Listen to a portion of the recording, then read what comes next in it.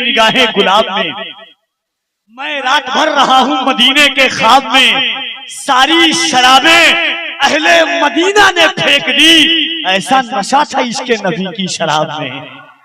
सारी शराबें अहले मदीना ने फेंक दी, सारी शराबें अहले मदीना ने फेंक दी, ऐसा नशा था इसके नबी की शराब में। हसन उनके हुस्न की मिदहत में खो गए, जब आए बारगाहे रिसालत में आप।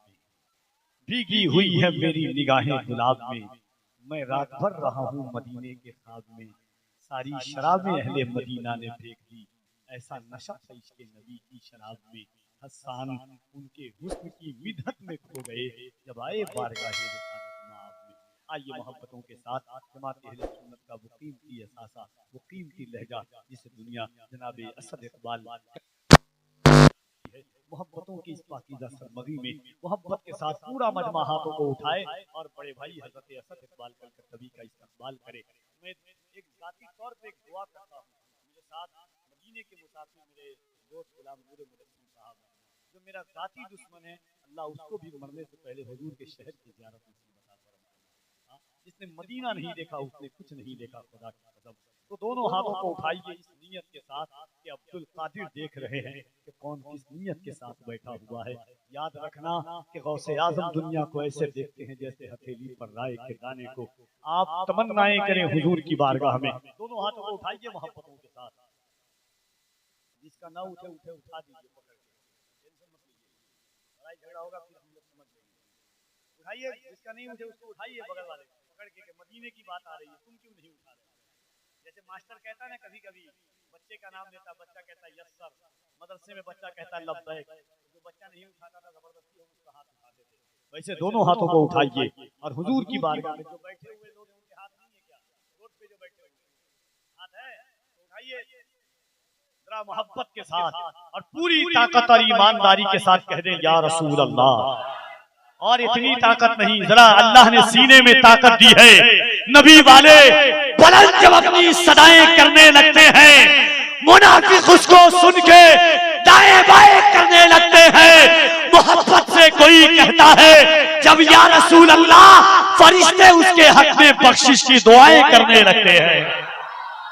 जरा मोहब्बत से कहने या रसूल अल्लाह, और मोहब्बत से या रसूल अल्लाह, और मोहब्बत से या रसूल अल्लाह। हज़रत ज़ैनब कुबरा से यजीद ने अपने दरबार में कहा था, ज़ैनब तेरा भाई हुसैन नहीं बचा, ज़ैनब तेरा भाई अब्बास नहीं बचा, ज़ैनब तेरा भतीजा उनो मोहम्मद नहीं, तेरे बेटे उनो मोहम्मद नहीं बचे, ज़ैनब तेरे भतीजे अकबर और कासिम नहीं बचे, ज़ैनब तेरे पास बचा क्या है। हज़रत ज़ैनब ने यजीद के दरबार में कहा था, ज़ैनब यजीद को कहा था हज़रत ज़ैनब ने, यजीद सुन, ये सच है कि मेरा भाई हुसैन नहीं बचा, मेरा भाई अब्बास नहीं बचा, मेरे बेटे उनो मोहम्मद नहीं बचे, मेरा भतीजा कासिम अली अकबर नहीं बचा, मगर याद रख मेरे पास एक दौलत बची है।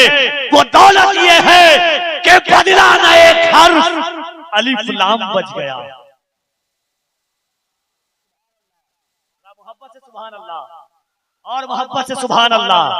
कोई एक हुसैनी मेरा ईमान कहता है कि आप खड़े होंगे चौथा मिसरा के बदला न एक हर्फ अलिफ लाम बच गया, अल्लाह और रसूल का पैगाम बच गया। दरबार में यजीद के ज़ैनब ने ये कहा, घर लुट गया तो क्या हुआ, इस्लाम बच गया। दरबार में यजीद के ज़ैनब ने ये कहा, घर लुट गया तो क्या हुआ, इस्लाम बच गया। आइए मोहब्बतों के साथ बड़े भाई हज़रत असद इकबाल कलकत्तवी साहब क़िबला तशरीफ लाते हैं नाते पाक के इस शेर के साथ कि मुकद्दर का सिकंदर हूँ नबी की नात पढ़ता हूँ, मुकद्दर का सिकंदर हूँ नबी की नात पढ़ता हूँ, मैं एक अनमोल गौहर हूँ नबी की नात पढ़ता हूँ। कहा ये चूमने वालों से बढ़ के हजरे अस्वद ने, सुनो काबे का पत्थर हूँ नबी की नात पढ़ता हूँ।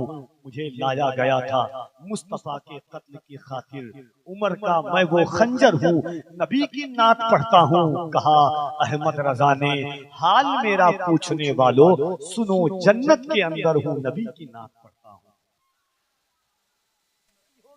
हुजूर ने फरमाया भला हाँ मैंने कह दिया है तू जन्नती है तो जन्नती है। मुस्कुराते हुए हुजूर के नाम पर जान देंगे।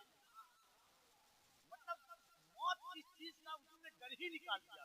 अच्छा दुनिया एक चीज से और करती है कि मेरे पीछे मेरी जिम्मेदारी है, बीवी की जिम्मेदारी, बच्चे की जिम्मेदारी, नस्ल की जिम्मेदारी। एक सहाबी का नाम याद कर लीजिए, हाथ जोड़ के मैं आपसे कह रहा हूँ, जलसे का मकसद, जलसे का मुद्दा और हिंदुस्तान के हालात।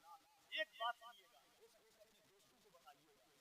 एक बात सुनिए, सहाबी का नाम हज़रत हबीब इब्ने ज़ैद। क्या नाम है?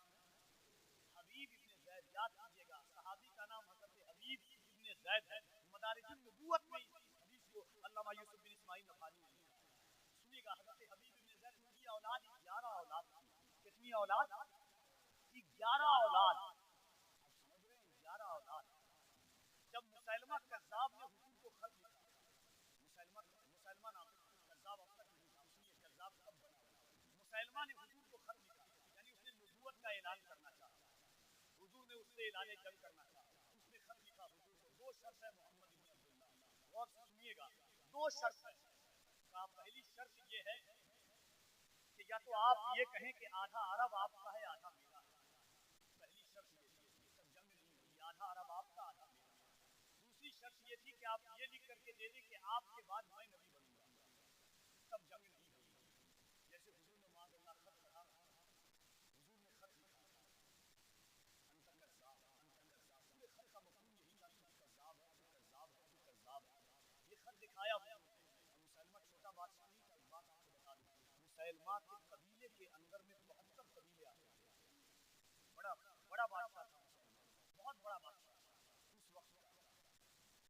हुजूर ने कहा अपने सहाबी को देकर के, गौर से सुनिएगा इस बात को, जहां तक मैं पहुंचाना चाह रहा हूं।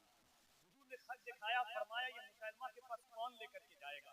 तमाम सहाबा के बीच से सबसे कमजोर पतले दुबले सहाबी हज़रत हबीब इब्ने ज़ैद खड़े हुए। फरमाया या रसूल अल्लाह मैं लेकर के जाऊंगा। हुजूर ने कहा तुम बैठो। फिर हुजूर ने ऐलान किया कौन लेके जाएगा? फिर सबसे पहले हज़रत हबीब इब्ने ज़ैद खड़े हो गए। 3 दफा हुजूर ने कहा, तीनों दफा हज़रत हबीब इब्ने ज़ैद खड़े हुए। फरमाया मैं जाऊंगा या रसूल अल्लाह। हुजूर ने खत दिया, कहा जाओ। जैसे गए, देखा कि मुसैलमा अपने तख्त पर बैठा हुआ है और दरबार के अब शुरू से लेकर आखिर तक चारों तरफ उसकी फौज है। हज़रत हबीब इब्ने ज़ैद दाखिल होते हैं, अंदाज कीजिएगा, हज़रत हबीब इब्ने ज़ैद दाखिल होते हैं, एक तरफ दाहिनी तलवार को निकालते हैं, मारते हैं बीच में दरबार की एक तरफ, वो तलवार वहीं पे रुक जाती है। दूसरी तरफ से निकालते हैं तलवार को, फिर मारते हैं दूसरी तरफ, दोनों तलवार खड़ी होती है, बीच में हज़रत हबीब इब्ने ज़ैद है। मुसैलमा से हज़रत हबीब इब्ने ज़ैद ने कहा पहचाने मैं कौन हूँ? मैं देखना चाहता हूँ तुम क्या सुनना चाहते हैं, क्या सुनते हैं आप। दोनों तलवार को मार करके दरबार में मुसैलमा से पूछा कि जानते हो मैं कौन हूँ? मुसैलमा ने कहा हाँ मैं पहचान गया, तू मोहम्मद का गुलाम है। कहा मैं पहचान गया तू मोहम्मद का गुलाम है। हज़रत हबीब इब्ने ज़ैद ने कहा ये कैसे? कहा मेरा दरबार, मैं बादशाह, फौजी मेरे इसके सामने जुर्रत ये सिर्फ मोहम्मद का गुलाम कर सकता है। फिर एक बात याद कीजिएगा, 11 औलाद थी।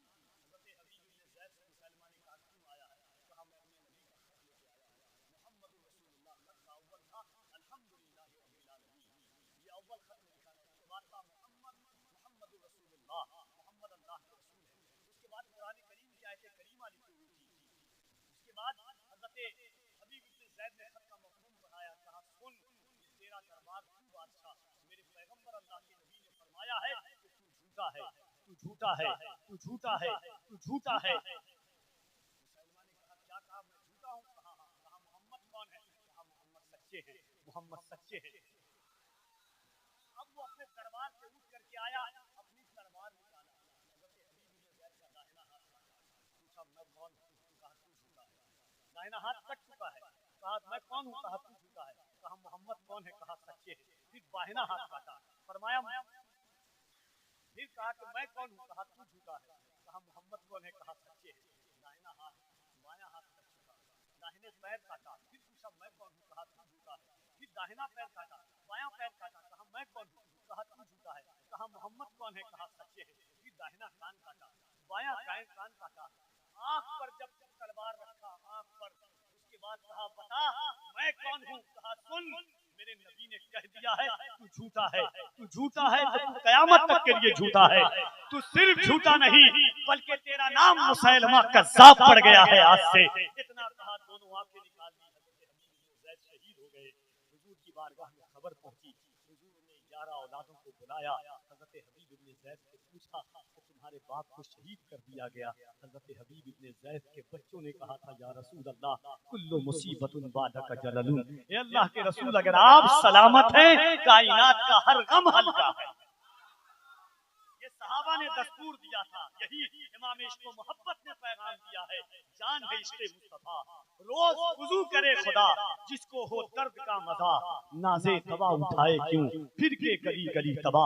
जब बाप ने ये दर्द दिया तो बेटे ने भी वही पैराया अपनाया कि ये एक जान क्या है, अगर हो करोड़ों तेरे नाम पर सबको वारा करूं मैं। जिंदगी का मकसद हुजूर की गुलामी है, जिंदगी का मर्जा हुजूर की गुलामी है, जिंदगी का महवर हुजूर की गुलामी है। अगर हुजूर नहीं है, याद रखिएगा, ये आरज़ू नहीं कि दुआएं हजार दो, पढ़कर नबी की नात लहद में उतार दो। ये जान भी ज़ुहूरी नबी के तुफैल है, इस जान को हुजूर का सदका उतार दो। आज ये मोहब्बतों के साथ नात का वो शेर सुनिए, इंशाअल्लाह उसके बाद एक बार हाथ को उठा के कह दे, या रसूल अल्लाह, अल्लाह आपको खुश रखे। बस ये चाहिए, अपनी नस्लों को हुजूर की बात बताइएगा।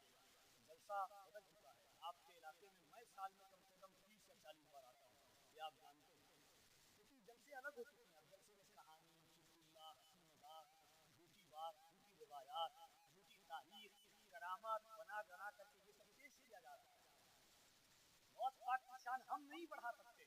गौस पाक के लिए इतना काफी है कि अहद तिफली में है, बचपने के आलम में है गौस पाक, मदरसा में ज़ेरे तालीम है, काबा गौस पाक के तवाफ करता है। उसी को आला हज़रत ने कहा था कि सारे अक़ताबे जहां करते हैं काबे का तवाफ, काबा करता है तवाफ़े दरे वाला तेरा। गौस की शान को हम और आप ये दुनिया जलसा में हुजूर की बात सुनिए, सेलेक्टेड लोगों को बुलाइए, नात सुनिए, नात के अंदाज पर सुनिए कि जलसे का मकसद हो, वरना लाखों खर्च हो जाते हैं आपके। ये बच्चे मोहब्बत करते हैं, क्या फायदा है जलसे का?